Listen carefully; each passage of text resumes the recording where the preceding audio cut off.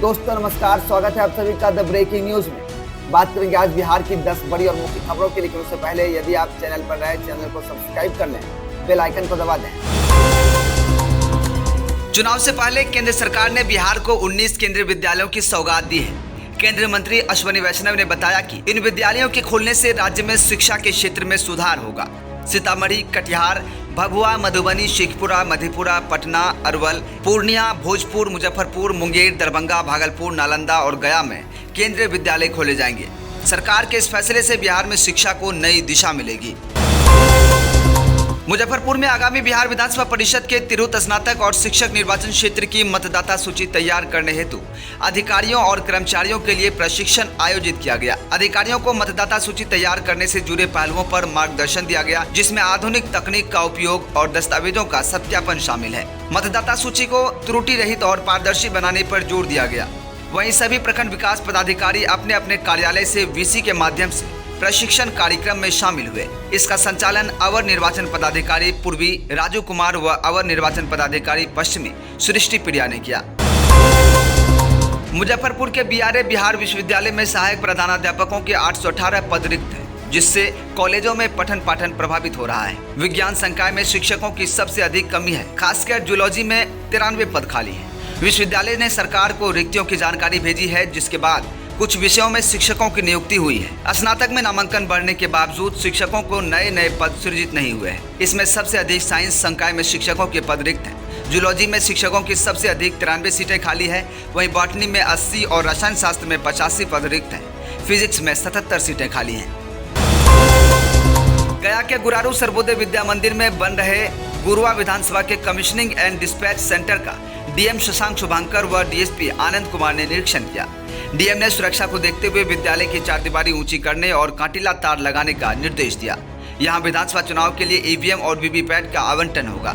अवलोकन के दौरान डीएम ने सुरक्षा के दृष्टिकोण से विद्यालय की पश्चिम तरफ सार्वजनिक रास्ता से सटे विद्यालय की चारदीवारी को ऊंचा कराने व चारदीवारी पर कांटीला तार लगाने का निर्देश दिया। विद्यालय परिसर में प्रवेश के लिए पूर्व तरफ बने मंच से सटे रास्ते व उत्तर पूर्व कोण पर बने रास्ते पर लोहे का गेट लगाने को कहा है। अशोक चौधरी तो टिक नहीं पाए, प्रशांत किशोर के पहले ही हमले में सरेंडर कर दिए। बता दें, दो नोटिस भेजने के बाद अचानक कदम पीछे खींच लिए। ये तो कोई बात नहीं हुई। चुनाव है तो क्या हुआ, थोड़ा और लड़ते, कोर्ट का फैसला भी इतना जल्दी तो आने वाला था नहीं। चुनाव होने तक तो बड़े आराम से लड़ सकते थे। बिहार सरकार में मंत्री अशोक चौधरी पर प्रशांत किशोर ने 200 करोड़ रुपए के भ्रष्टाचार का इल्जाम लगाया था और अब नोटिस मिला तो और बड़े भ्रष्टाचार के मामले पर्दाफाश करने का दावा किया था। प्रेस कॉन्फ्रेंस बुलाकर प्रशांत किशोर ने अशोक चौधरी को अपना नोटिस वापस लेने की धमकी दी थी, वरना अंजाम भुगतने जैसा संकेत दिया था। बिहार में मतदाता सूची संशोधन प्रक्रिया के बाद विपक्षी दलों ने जमीनी स्तर पर बड़े पैमाने पर बूथ लेवल वेरिफिकेशन कैंपेन शुरू कर दिया है। आरजेडी से लेकर सीपीआई एमएल तक सभी दल अपने बूथ लेवल एजेंट्स के जरिए वोटर लिस्ट की जांच में जुटे हुए हैं।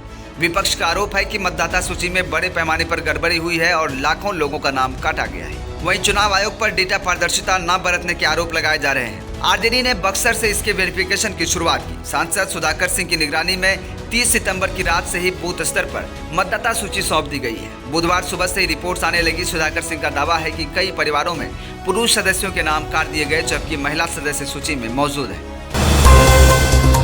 बिहार की सियासत में किंग मेकर नहीं बल्कि किंग बनने का ख्वाब लेकर उतरे जनसुराज के संस्थापक प्रशांत किशोर अपने फुल फॉर्म में हैं। पीके ने सियासी पिच पर कदम रखा तो सबसे पहले बिहार के सियासी मिजाज को समझने के लिए 2 साल तक गांव-गांव खाक छाने। सियासी माहौल बनाने के बाद अब पीके चुनावी तपिश के बीच आक्रामक मोड में है। बिहार के सियासी चौधरियों को अपने निशाने पर ले रखा है।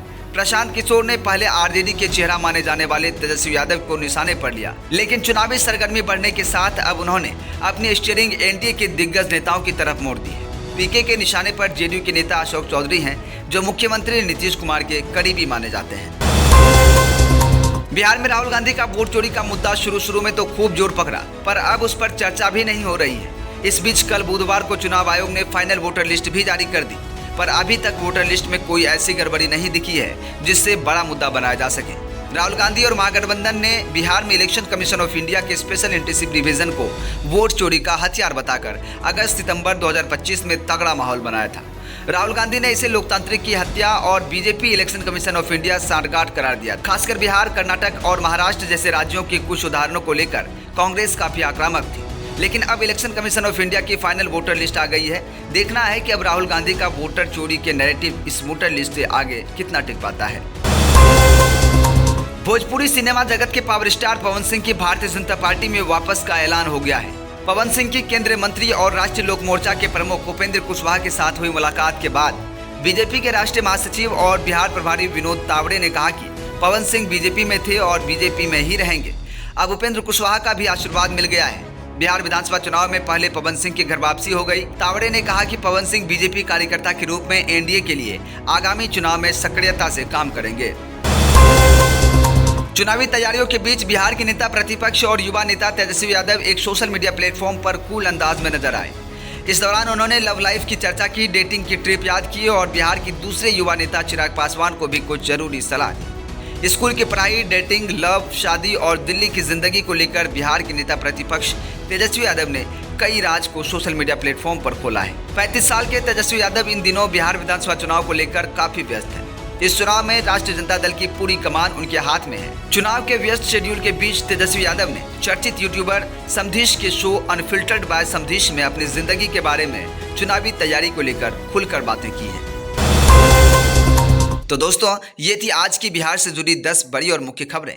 इन सभी खबरों में से कौन सा खबर आपको काम का लगा, अच्छा लगा, कमेंट करके जरूर बताइएगा। साथ ही साथ आप कैसा खबर देखना चाहते हैं जरूर बताइएगा। वीडियो अच्छा लगे तो वीडियो को लाइक कीजिएगा, चैनल पर नए हैं चैनल को सब्सक्राइब कीजिएगा, बेल आइकन को दबाइएगा, वीडियो को हाइप जरूर कर दीजिएगा।